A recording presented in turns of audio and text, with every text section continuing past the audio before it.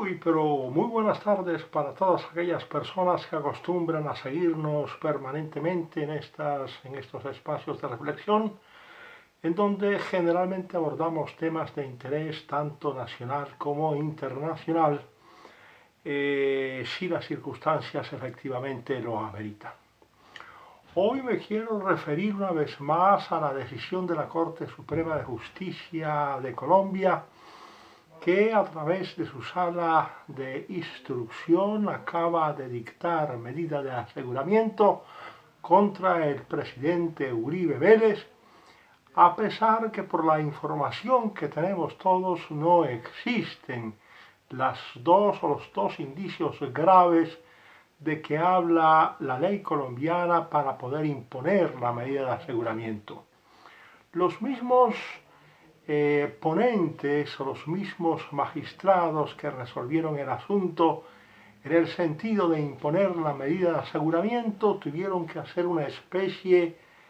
de inferencia razonable para poder llegar a la conclusión de que las posibilidades de que el expresidente Uribe pudiera ser el determinador de la conducta que se le imputa al señor Cadena se podía configurar como delito autónomo y en esa circunstancia dictar contra Uribe Vélez una medida de aseguramiento. Pero más allá del proceso que actualmente vive, que actualmente padece el presidente Uribe, querría yo decir que desde hace bastante tiempo hemos venido defendiendo la tesis según la cual desde la expedición de la Constitución de 1991 observamos una especie de desestructuración de la justicia colombiana, del poder jurisdiccional colombiano, y esa desestructuración y esa especie de desmoronamiento del poder jurisdiccional colombiano es lo que prácticamente ha traído como consecuencia el hecho de que la Corte Suprema de Justicia interprete de una manera restrictiva las normas consagradas en la ley penal colombiana para dictar esta medida de aseguramiento de carácter domiciliario al expresidente Álvaro Uribe Vélez. Si volvemos al tiempo, o si volvemos al tema mejor del desmoronamiento, del desquiciamiento, del descuadernamiento de la institucionalidad,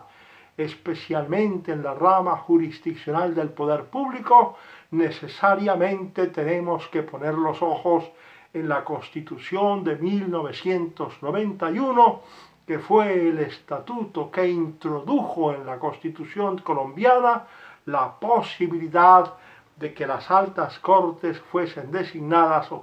de que los miembros de las altas cortes fuesen designados por miembros del Congreso colombiano. Y esa participación de los miembros del Congreso colombiano en la designación de los magistrados de la Corte ha, si se quiere, prostituido el poder jurisdiccional a tal grado que en la actualidad no se puede decir que en la Corte Suprema de Justicia o en la Corte Constitucional estén los más probos, estén los más honestos o los más capaces en esta difícil tarea de administrar justicia. Eso nos lleva necesariamente a la conclusión, si le damos crédito a las distintas voces que consideran que efectivamente en Colombia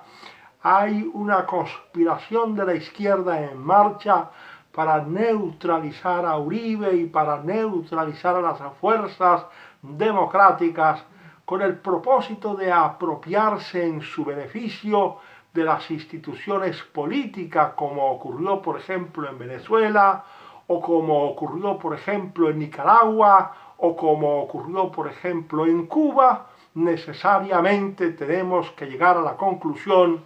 de que la sociedad colombiana exige una revisión profunda de las instituciones políticas que surgieron al orden jurídico a partir de la expedición de la Constitución de 1991. Y en este momento, a menos que existan unas mayorías lo suficientemente sólidas en el Congreso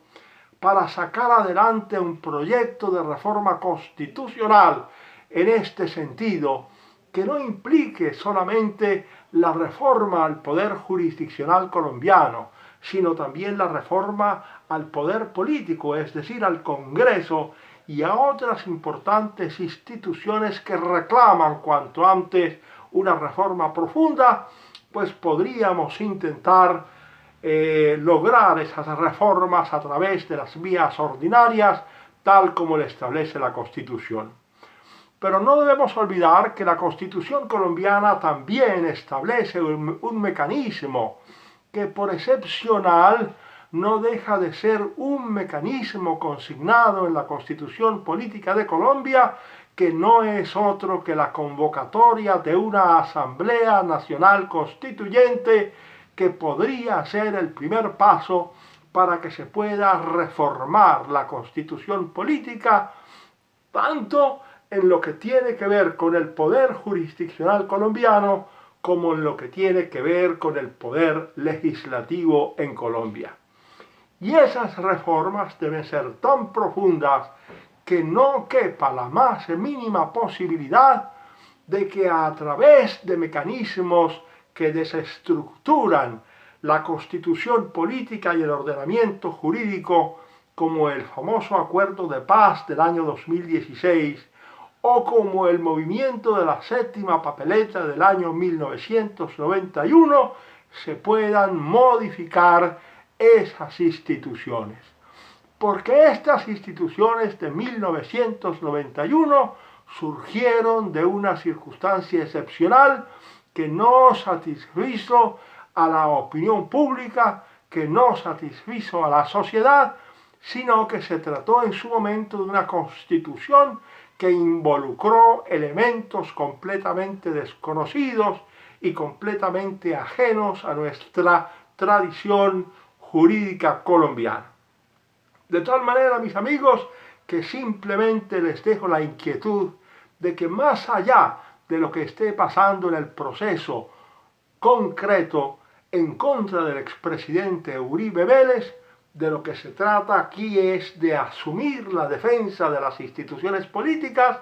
y para poder asumir la defensa de esas instituciones políticas será preciso reformar a fondo las instituciones que surgieron en 1991, probablemente a través de la convocatoria de una nueva Asamblea Nacional Constituyente.